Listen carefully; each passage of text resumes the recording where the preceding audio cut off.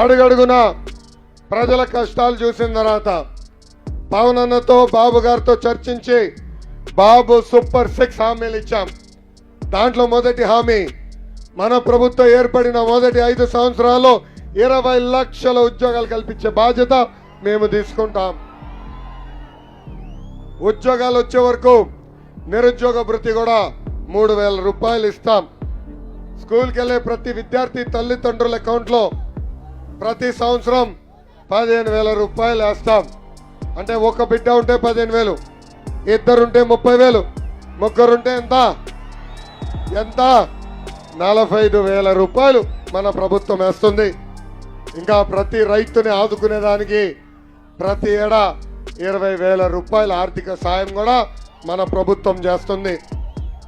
ఇంకా ప్రతి ఇంటికి ప్రతి సంవత్సరం ఉచితంగా 3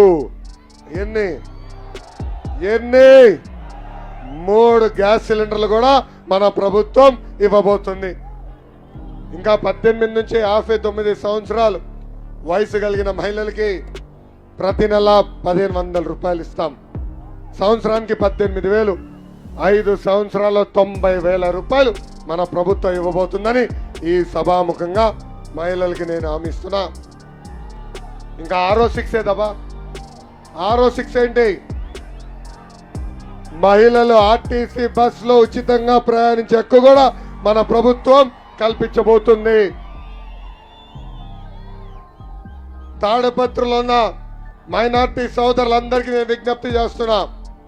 2014లో తెలుగుదేశం భారతీయ జనతా పార్టీ పొత్తున్న ఆనాడు పెద్ద ఎత్తున జేసీ ప్రభాకర్ రెడ్డి గారికి ఓటేసి మీరు ఆశీర్వదించారు, దీవించారు. మీరు ఆలోచించండి. ఆనాడు పొత్తులో ఉన్నప్పుడే హజ్ యాత్రికులకి సబ్సిడీలో పంపించింది మన ప్రభుత్వం. రంజాన్ వస్తే రంజాన్ తోఫా ఇచ్చింది మన ప్రభుత్వం.